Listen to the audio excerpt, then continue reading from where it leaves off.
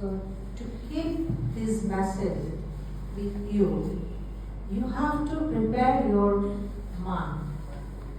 So মাকে আগে থেকে এটাকে বলে যে lactation center যেসব বড় বড় হসপিটাল আছে, they work with the antenatal period, যেসব মা যেসব প্রেগনেন্ট মহিলা আসে ওনাদের সাথে সেশন হয়। সো ডিউরিং ফার্স্ট ট্রাইমাস্টার যখন তারা প্রথম আসে তখন গাইনোকোলজিস্টরা ওই ল্যাকটেশন ম্যানেজমেন্ট যে রুম থাকে সেখানে পাঠিয়ে দেয়।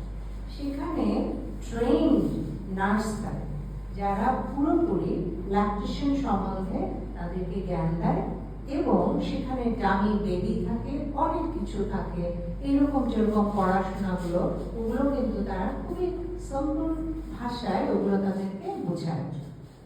আর যখন সেকেন্ড ট্রাইমাস্টারে আসে তখন আবার ওদের সাথে একটা রেপোর মতন ওরা কানেকশন করে, এবং এটা অবশ্যই অফিস থেকে ল্যাকটেশন সেন্টারে পাঠিয়ে দিতে হয়, যেটাকে আমরা বারবার বলছি এটা আগে থেকেই রেডি হতে হবে, নাহলে এটা ফেল করে যায়।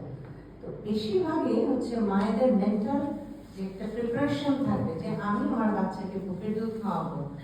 এটা কিন্তু অনেক মা আছে যে আমি অনেক বাচ্চা দেখি কোনো কারণ নাই, কারণ কি আমার বাচ্চাকে বুকের দুধ খাওয়াবো, কিন্তু আমার বাচ্চা এখন কাঁদে কেন?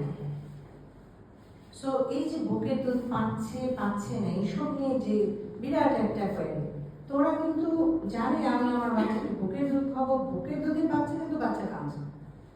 সো এটা কি সমস্যা? এটা আমার কি বুকের দুধ নাই? তাহলে এটাও একটা আমাদের জানা দরকার। তো আমরা যখন প্রবলেম জানলাম, আমাদের প্রবলেম সলভিং যে ক্যাপাসিটিস গুলো, লাইক যেগুলো মেডিকেল রিলেটেড ইস্যুস আছে সেগুলো তো আছে, সেটা ডিফারেন্ট, কিন্তু মেডিকেল রিলেটেড ইস্যু নাই হচ্ছে 80%, মেজরিটিতে কোনো মেডিকেল রিলেটেড ইস্যু না। ইস্যুসগুলো হচ্ছে যে ওরা ল্যাচনে হয় না। ল্যাচন মানে পজিশনাল অ্যাটাচমেন্ট, ফার্স্ট ফেইলার এখান থেকে। যার ল্যাচন হয় না প্রথমেই বাচ্চা একটা সমস্যার মধ্যে পড়ে যায়, কারণ সে বুঝতে পারে না কিভাবে ল্যাচন হতে হবে, অ্যান্ড ওই ফেইলারটাই মেইনলি ফেইলারের দিকে যায়। It's not the milk amount, it's the latchon.